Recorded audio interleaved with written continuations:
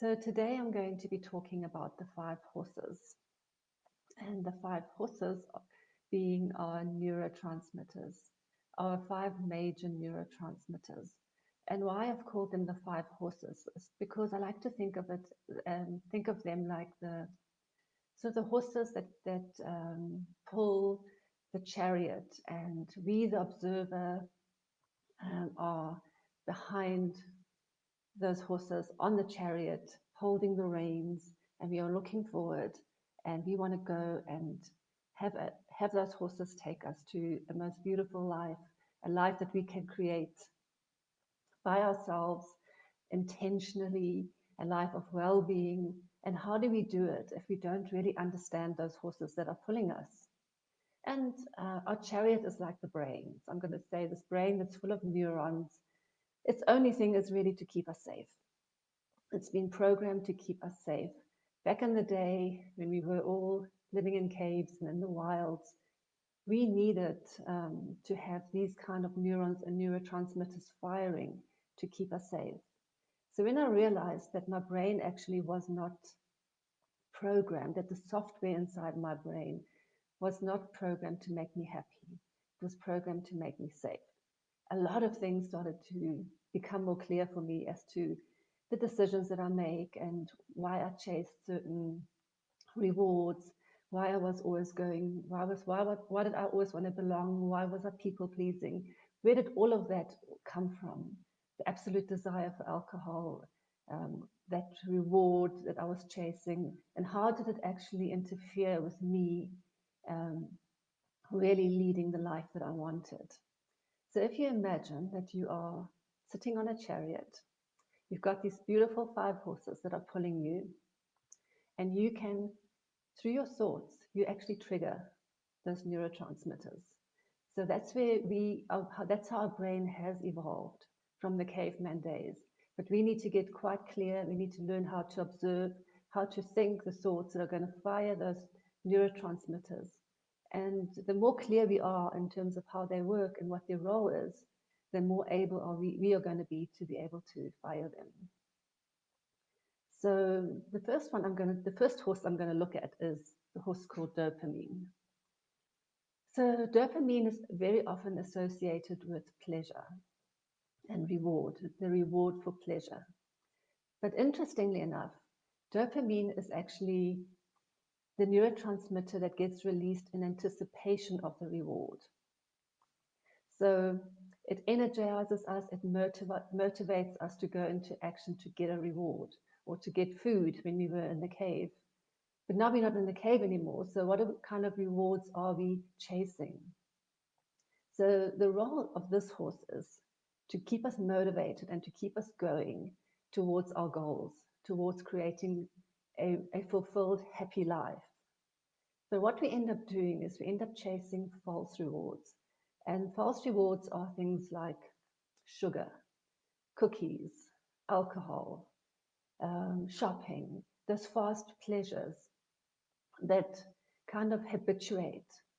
And what happens is that somehow they down-regulate the need for dopamine, and they become like the fixation. For example, if you anticipate a massage, you anticipate that you're going to book it, you anticipate that you're going to go for the massage, you drive there, you're happy, you have the massage, you have the touch, you get the oxytocin. And I'm also going to be talking a little bit more about oxytocin later. But you get a double reward. The neurotransmitters, those horses are working nicely together. However, when you have a glass of wine, you want more. You want two, you want three, you want four. Or a cookie, you want to eat one, two, you want to eat three, you want to eat four. The same doesn't happen for when you go for massage. You don't want two, three, four massages. You're happy with one. So it's really understanding the role of dopamine and how it works. So you want to have a slow release of dopamine. You don't want to rush it with false rewards, with intensified false rewards that keep us stuck and don't keep us in motivation. In fact, we start getting demotivated. So dopamine really is the serotonin for accomplishment. And then the second horse is serotonin. And serotonin is often associated with depression. And the reason why is because if we actually really look at the role of serotonin and how it's evolved and why it's there, it all has to do with our social advantage. It's when we go into social situations, we evaluate like who's in charge, who's the alpha male, who's the female, who's the alpha female, where do we fit into this? So often when I'm sitting with clients, they will tell me things like they feel defeated, they feel they don't fit in anywhere, they feel overlooked in their careers, they feel like they're not making a difference, they have no purpose. That ironically is all linked to serotonin. If we understand that how it plays out is even in if you go to schools and you watch the playgrounds, there's always the bullies. And then we step in as a parents and we want to protect the victims. And we think the bullies are evil and bad. But that's just how children are wired, and that's how we are wired. And then what actually starts to happen is we then want to bully the bullies, actually. So take it into the adult world, and it's always about for or against. If are we for the political discussions that can come, the competitiveness on the sports fields? That's all serotonin, the will to win. When Djokovic gets so irate that he smashes his racket, that's serotonin. That is like competitiveness. I need to win. This is my status at all costs. That's how the brain got wired. So there's nothing wrong with you. And I often say to people that if we understand that our software that's programmed is what's wrong with us, what's wrong with the world, don't you often think, like, what's wrong with the world? What's wrong with me? Why do I even think like this? That's just because of the way our software works. So if we understand how to work with it, we are good to go. So the serotonin depletes when we deny ourselves the satisfaction of accomplishment. When we feel, because often we actually get guilty about being competitive. Think about we've kind of bought into that everything should be fair, everything should be equal. And if it's not, something's wrong. And we guilt ourselves if we want to be better than somebody else, if we compete against somebody else. It's like it's a moral something. Actually, it's not. So if we understand that and we learn how to work with it, we can use this to our advantage. Then we can really utilize that horse with the dopamine together. They can start moving forward beautifully to the kind of life that we want. And what we as the observer, as the one who's got the reins in our hands, need to just ask ourselves is, we just need to check in with ourselves and create awareness around the decisions that we're making. Are we making them because we want to be more powerful? Are we making them because we want to be more seen? Is it about status? Just kind of check in on ourselves. What is our motivation? And then the next horse I want to talk about is oxytocin, connection. It's known as the connection neurotransmitter. And oxytocin is all about being part of a group, where serotonin is all about the status in the group. Oxytocin is about being connected to the group. Going back to our caveman days, if we were isolated, if we were not part of a group, we were dead. We were sure to be eaten by a lion or something. So it's important to understand that, to understand oxytocin. Back in the day was about feeling safe, about being in a group. And the deeper you were in the group, the safer you were. But it's no longer really about that. So now we are thinking of oxytocin in terms of how do I fit in? We do what our parents want us to do and follow their career guides because we don't want to not be part of the family. We don't want to be left out. I've had clients say to me that they had a client who really grappled with being amongst friends and that it was easier just to drink because then you felt part of it. That's the oxytocin. That's the connection that we're seeking. And I'm fascinated by how this plays out in today's world in terms of religion, old sort of archaic beliefs, cults, where people still do things that you would never think somebody would be capable of doing and follow we logically would say, but how can that person jump into the fire or go and kill for a cult or go and um, get involved in getting people into like sex slaves trades, and it's all part of a cult. I mean, surely people know better than that. What motivates them? And it's often oxytocin. So I always say to myself, and I really take cognizance of where and when and am I selling myself out for oxytocin?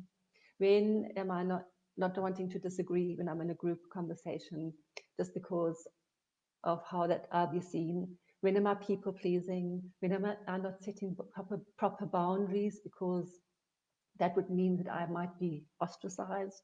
So it's really getting in touch with that horse and knowing that it's okay. Today, if I stand my ground and I talk my truth, I'm not going to be isolated and I'm not going to die.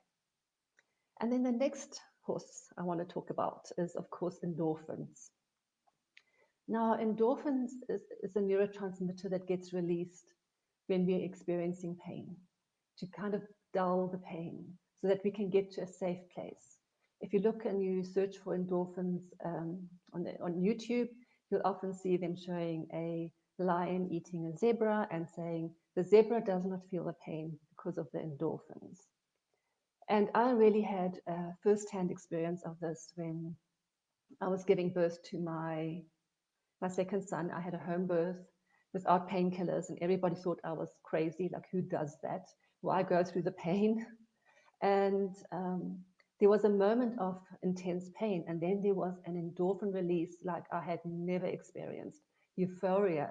And as he was born, that euphoria that surrounded me, bonded me so intensely to him. And it was one of the most precious moments that I will never forget. But that endorphin rush, that euphoria was just amazing. And when we have a taste of that, we often want to chase that. We want to chase that euphoric feeling. So I've seen people do extreme sports, put their bodies into extreme situations, ice cold waters, amazing things just to get that endorphin rush. And when it becomes misguided, that's when people start to cut themselves. And they say that's just when they cut themselves, they actually feel less pain. They feel so much pain emotionally. And then when they cut themselves, the endorphins that get released make them feel better. And that's how our brain starts to misfire. So always check in if you're going for the endorphin rush. What am I really chasing? Because we are chasing happiness. We are chasing to just feel good because it's not our natural state.